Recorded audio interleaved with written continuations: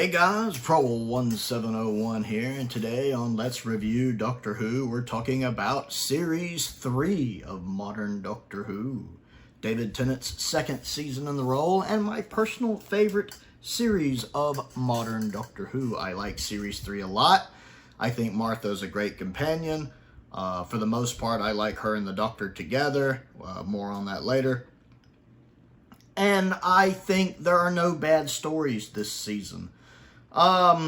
Season 1 and Season 3 are really the only seasons modern Doctor Who has done. I think that has no bad stories. I don't think every story this season's a masterpiece, but I think they're all varying degrees of good. Even my least favorites of the season, I think, are some degree of good. So no bad stories here. I think it's a good run of stories. I think you have some masterpieces in there as well, some very iconic ones.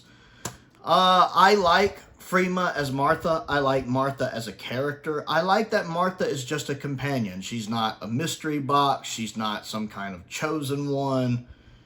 She doesn't have to die brutally at the end. I like the fact that Martha leaves on her own terms.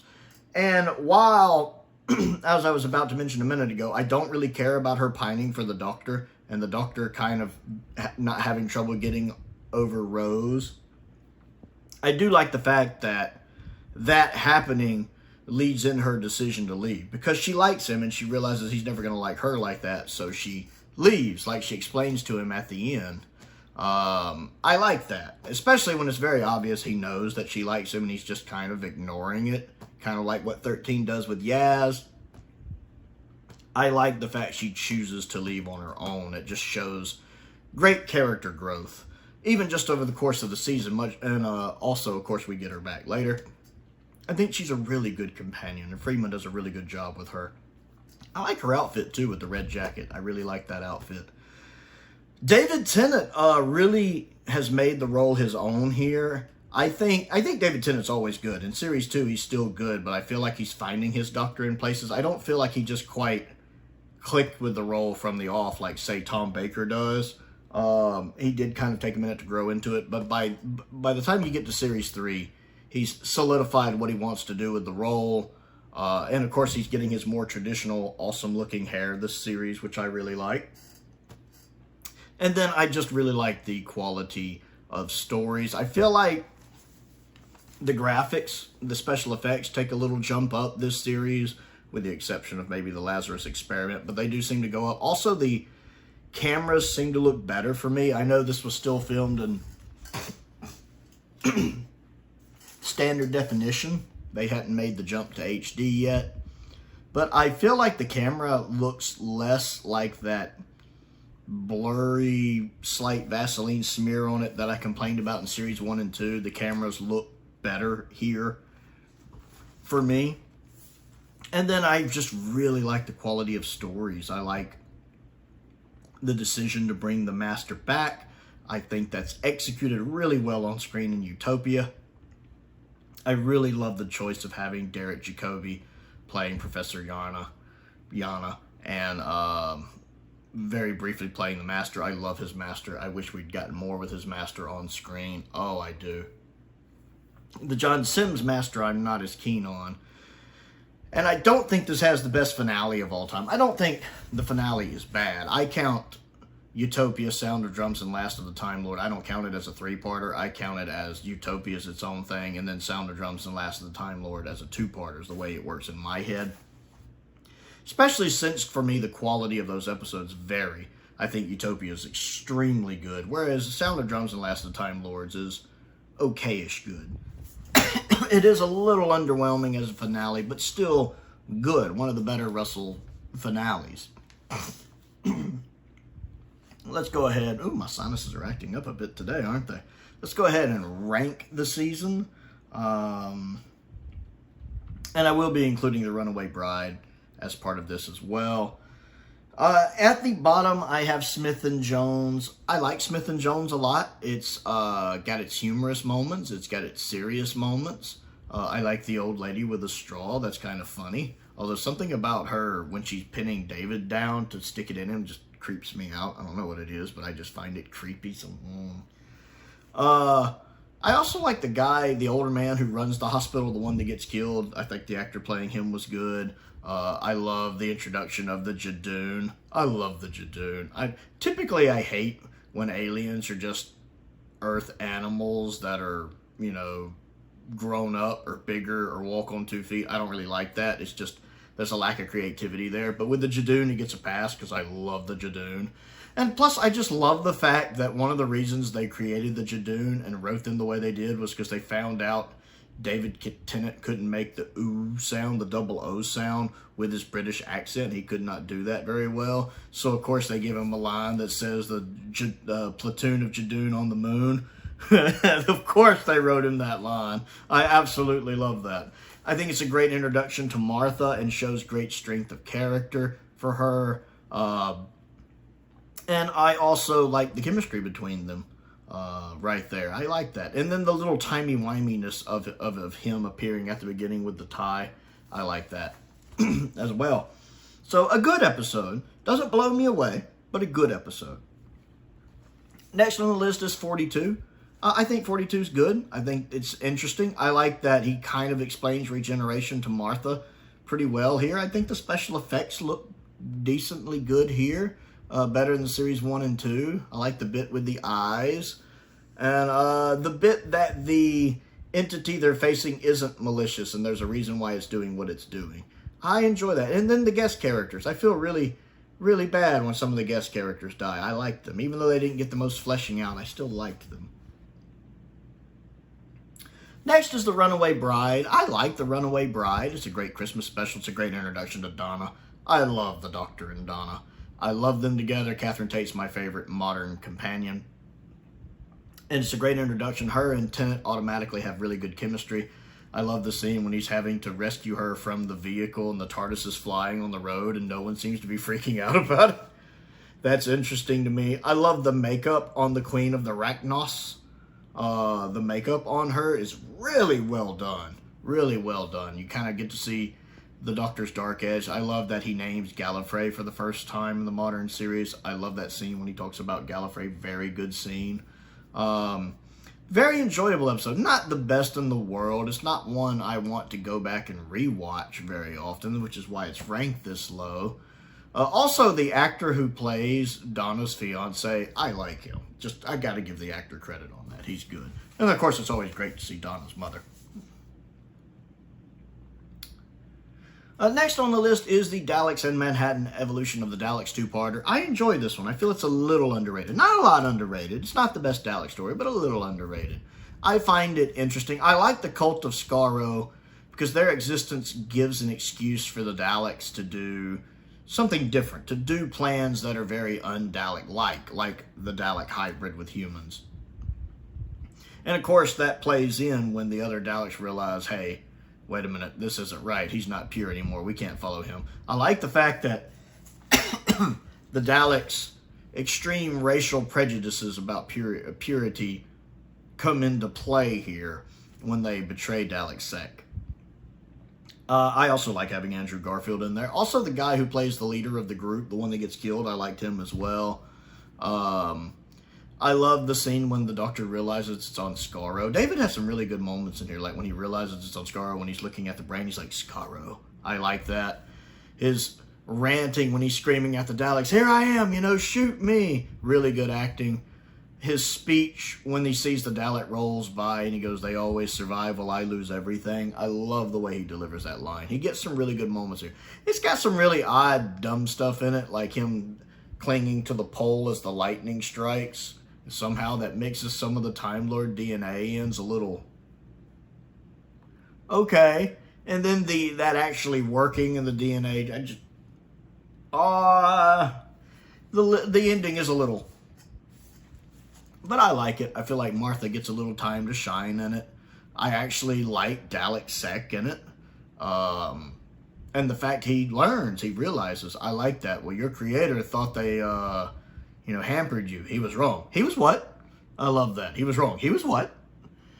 And you almost feel kind of sad when Dalek Sec survived because you actually have one Dalek that actually kind of learned, the emotions, the lack of emotions make us less. And the fact that even the Doctor would have liked to have saved him. It's a good one. It's a good one. Next on the list is the Lazarus Experiment. And yes, the special effects for this one are rough. Let's just not beat around the bush with that.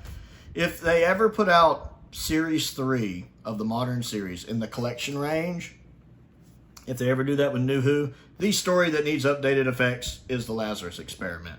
That one would get my vote.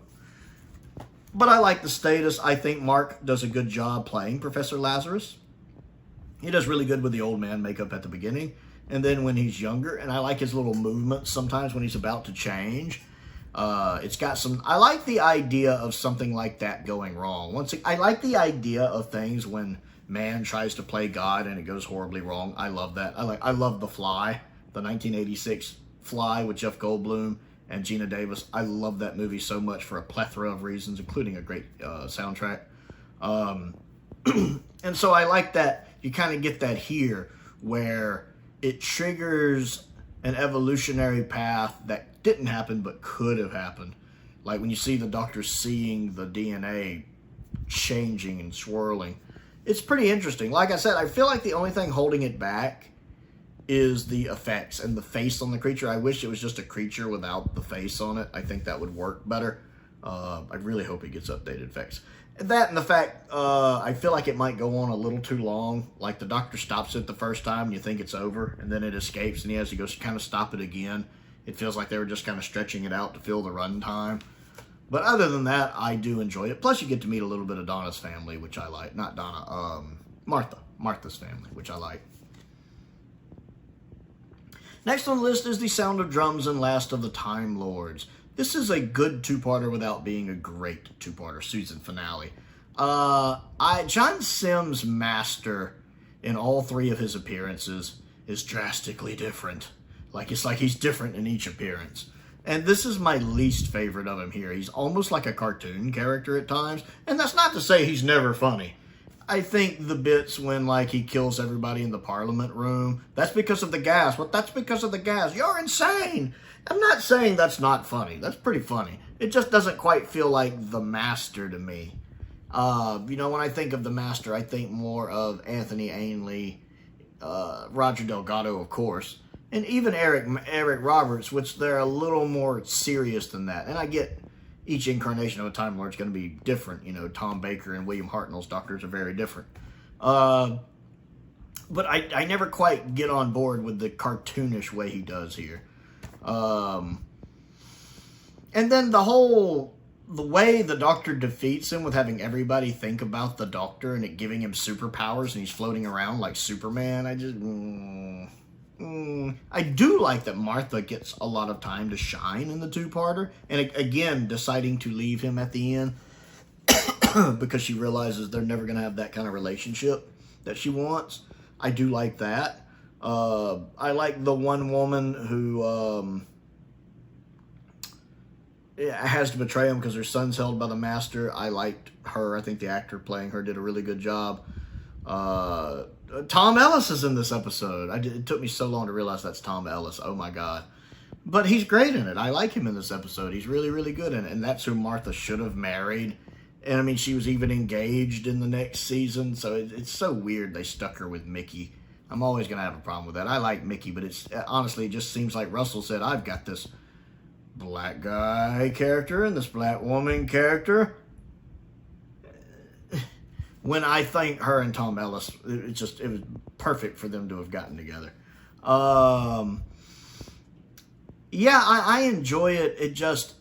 I don't go back to it as much. And I feel like Utopia is much stronger, which is why I rank it much higher on the list. It's not bad as a season finale, but it's definitely not the best one we've gotten in modern Doctor Who. Definitely not the worst one. We have things like Empire of Death and Timeless Children and Battle of Nobody Cares, that exists. So this one's definitely not the worst. Nowhere near the worst. Actually, it's one of the best ones. It's just not top tier season finale. It's not the Seeds of Doom or the Talons of Wing Chiang or even Revenge of the Cybermen. Next on the list, where are we here? Next on the list is the Shakespeare Code. I enjoy this one. This one's a lot of fun to me. I like The main actress playing the witch, the main one, she's really good. I like the makeup when they're in their witch forms. I enjoyed the cold open when the guy's serenading him and he goes up and they eat him. That's a cool cold open. I like when Doctor Who goes dark like that. I enjoy the guy playing Shakespeare is really good. Really good. He really helps sell this episode as playing a younger Shakespeare. His line about the Doctor having eyes so old, I love that. I love that line. That's such a good line. And then at the end of it, he's figured out who they are, that she's from the future and that he's from another world. I love that he's figured that out. And the little comical parts like the neck brace, and he's like, don't rub your hair, it'll fall out. I don't know why. That's just funny to me. But the Doctor gets some cold moments here, like when she tries to use his name on him and she calls him the Doctor and it doesn't work. And he's just looking at her stone face like, nope, nothing. No, I love that.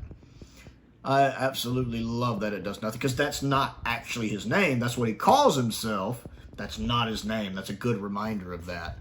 And then, of course, when she mentions Rose, he's like, oh, you done messed up, girl. And the fact they almost get the piss dropped on them. And I don't know why that amuses me, but that amuses me.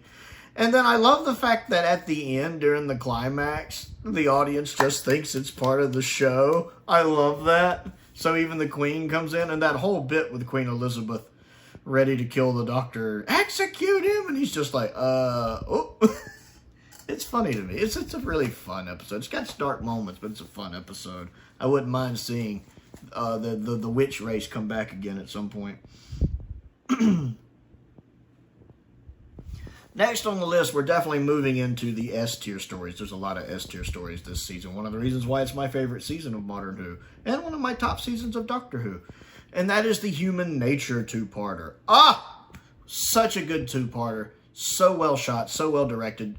David Tennant gets a chance to basically play a different character here in John Smith, which he nails. The actress playing the nurse, that's kind of his love interest, she's great. And the actors playing the family are really good, especially Son of Mine. I gotta give special props to the actor playing Son of Mine, because he nails it. Little things he does with his facial expressions, how he tilts his head sometimes, that crooked smile, and I'd swear he never blinks. I don't know if that's just my memory tricking me, or if he just never blinks. Either way, his performance, and really the whole family, they all pull this off. All of the family pull this off.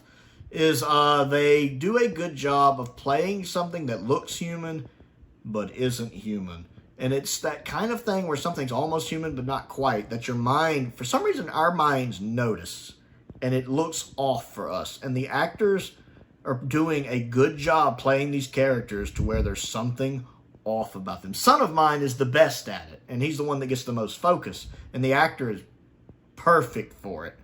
But all of them do a really good job of it. Also, Mother of Mine really good, because she also is basically playing, the actress playing two characters, because she's, of course, playing the woman before she gets taken over and after she gets taken over, and she plays both parts really, really well. I like the setting. Once again, Doctor Who does historicals very well, as I mentioned before. And then I like the resolution. I like seeing this dark side of the Doctor. These people, especially after Interstellar Song Contest, kind of complain that the Doctor shouldn't be that cruel. And I like that. I like the fact that, especially for a Doctor who is very human, that he has those anger issues. The Doctor's seen a lot. He's had to do a lot. I like what he does here. And the fact that you learn the only reason he was running at the beginning was to be kind, was that he knew they didn't have a long lifespan and that he was trying to spare them. But when they pushed him too far, and after everything that happened, he gave them what he wanted, ironically. I like dark Doctor moments like this. I enjoyed the moment in Interstellar Song Contest when he's torturing the guy, because I felt it was deserved, personally. I actually really enjoyed that scene. I like seeing the Doctor go dark like that when he's been pushed beyond his limits. And so I enjoy seeing that at the end here. And Tennant sells it, especially that scene when he's looking down on him and it cuts to that close-up of his face and he just looks up and looks dead at the camera. I live for moments like that. That was so good. Such a good story. Next on the list is Utopia. I love Utopia. First off, I just like seeing the end of the universe right here. and the not things, or what are the future kind, whatever they're called, with the sharp teeth, the extras or actors playing them do a good job with them. I like the set design of this episode a lot. I like the little boy who gets the star is full of diamonds. I really like his, I think the actor to be, especially be that young, he does a really good job with that role. Love Derek as Professor Yana. I love Professor Yana. I love the, I also love getting Jack back. I like having Jack back for this episode. And the explanation for what's going on with Jack is interesting. The actress playing Chanto, I like her a lot. It can't be easy doing that kind of acting under that kind of makeup and then remembering her manner of speak. And I do love that she has that manner of speak. I love when Doctor Who has characters speak slightly differently. Paradise Towers does that. I feel like there's another one I'm really missing that does that too. I can't think of it right off, but I love when it does that. So I like that she has that manner of speech she does. And I like that Professor Yano's almost like the Doctor in a way. He's kind, he's caring. He's like the Doctor who has a companion, just without being a Time Lord. I kind of like that, which makes what happens with him all the more tragic. Nice outfit he's wearing too. His outfit's very Doctorish. I really like the fact that you kind of almost subconsciously start liking him because you kind of think of him as the Doctor from his outfit, his mannerisms, and he has a companion. And his room is even kind of TARDIS-like. It's kind of thrown about like a TARDIS, his little area where he works. It's almost like he's a non-Time Lord Doctor, and I really like that. Which really drives it home when he's revealed, of course, turns out to be a hidden version of the Master, which is a great reveal. I love the reveal. I love getting the sound bites from Delgado. That's beautiful. I love that. And then when he does that literal heel turn, and he turns around and faces the camera, and Derek just sells it with that look on his face.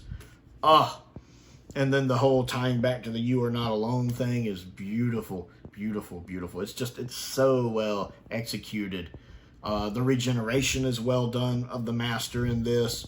Derek, the brief time he gets as the Master is phenomenal.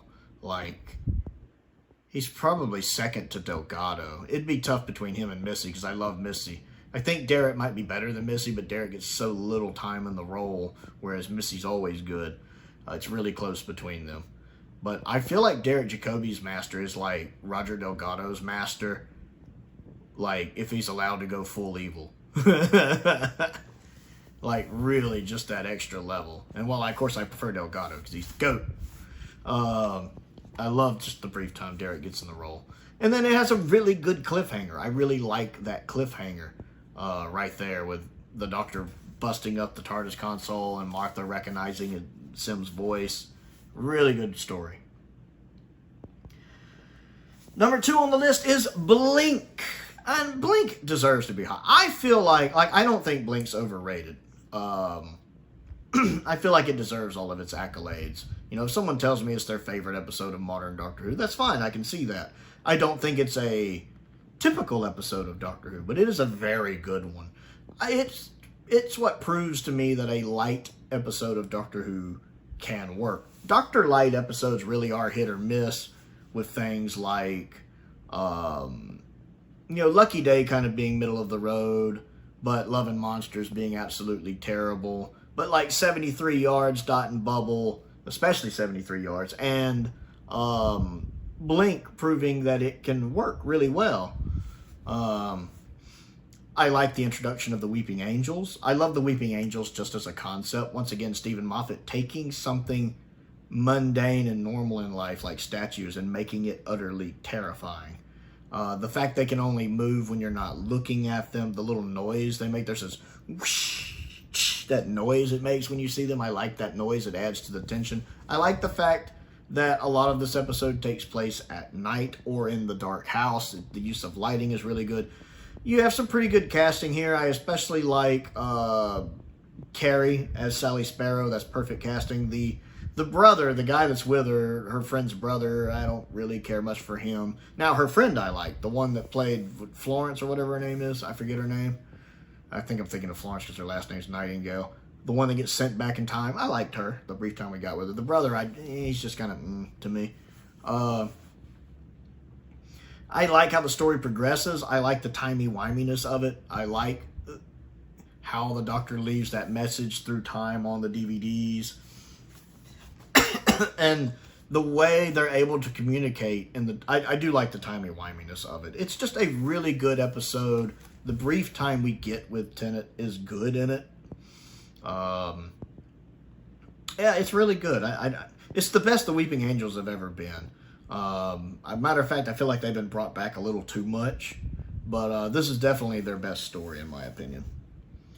And number 1 on the list for me is Gridlock. I love Gridlock. It's one of the most underrated stories, I think, in Doctor Who. One, I like having the Macra back, even though this was my first introduction to the Macra. I wasn't aware of the Macra beforehand, but I like the Macra being down there. I mean, it was a nice little nod to it being their 40th anniversary, because it was their 40th anniversary at the time. And it's a nice little shout out to them and how they devolved. I like the special effects of this episode. This episode looks really good to me. The bit with the happy at the beginning I like, and I love how at the end they have all closed down. I like having the actor from My Hero playing Brannigan. I like him a lot. He's got a very distinctive voice. He's really good as Brannigan. And then I also like the cat makeup on him. I like the actress playing his wife. Pretty much, I love the guest cast. Pretty much all of the guest cast are a lot of fun. There's some interesting characters, a bit eccentric perhaps. They're very interesting characters. I like them. I like the old couple, and they are a couple in their cars who've been on the motorway that long. I love that Martha kind of gets her own mini story there with the people in the car at the bottom in the fast lane. I like the story itself and the fact that it was a mutated one of the drugs thing, basically talking about the danger of drugs, something Doctor Who doesn't do much, Nightmare of Eden. And then you kind of get that here, if you think about it. It's kind of warning about the dangers of drugs and false happiness. Trying to create a drug called bliss is what killed everybody. Like that. It's nice to have the face of Bo back. The scene at the end with the face of Bo is so beautiful and so touching. I love that scene. I love that version of the face of Bo theme. And then what really sells me is the scene at the end. When I like that Martha's like, no, we're not leaving until you talk to me. She pulls up that chair and she demands, hey, you owe me an explanation. And then David Tennant, bless him, he's such a good actor. He just owns this scene, which Freema's great in this scene too. When he starts telling her the truth and he tells her, I lied to you because I liked it. Because he lied to her about Gallifrey at the beginning of the episode. And he starts describing Gallifrey and telling her about the war with the Daleks. And that's a beautiful way for the story to end as they're talking. I love that scene, and a lot of that's down to the performance, especially David, just the way he plays that with that kind of melancholy and sadness. It's beautiful. It's beautiful. It's a really good, underrated episode. But I like the whole episode. It's not just the ending. I really enjoy going back and rewatching this episode, and I love the look of it. Just that perfect storm of good casting in the main and the guest cast. Great directing, great set designs, just great choices all around, great writing, everything. It's just that perfect storm of everything coming together for me. So yeah, I really like season 3. I like the look of it. I like the tone of it. I like the stories. I like the Doctor in it. I like the companion in it. Like I said, I really don't like Martha pining over the Doctor. Well, maybe not pining, but she likes the Doctor. He's still pining over Rose. But I'm glad that factors into her decision to leave at the end. Although I do like the fact we get some more of her the next season, which is really nice. But yeah, it's a strong season. Easily my favorite modern Who season. And I really feel like in 2007, modern Doctor Who is really hitting its stride, starting to reach its high point. I really feel like Series 3 and on is where Doctor Who really hits its mainstream stride. From Series 3 through to about Series 8. You got about 5 seasons there where Doctor Who, probably about a 5 or 6 year period there. Well, more than that. I'd say from around 2007 or 8 through around 2015, where Doctor Who really starts becoming the most popular it's ever been, especially internationally. And I think Series 3 really is kind of the beginning of that. So I want to know what you think of Series 3 and the stories in it. Comment down below and let's talk about it. Don't forget to click the like button and the subscribe button. I also have a Patreon if you would like to support me on that. I want to give a shout out to some of my top tier patrons, Colin Coney, Sam Venning, Unknown289, and Finn Perkins. I appreciate their support, as I do the support of all of my patrons. I also have my P.O. box down there. If there's anything you'd like to send me to look at and review, link to my Amazon wishlist is down there. Link to my Amazon UK wishlist is also down there as well. Most importantly, thank you for watching.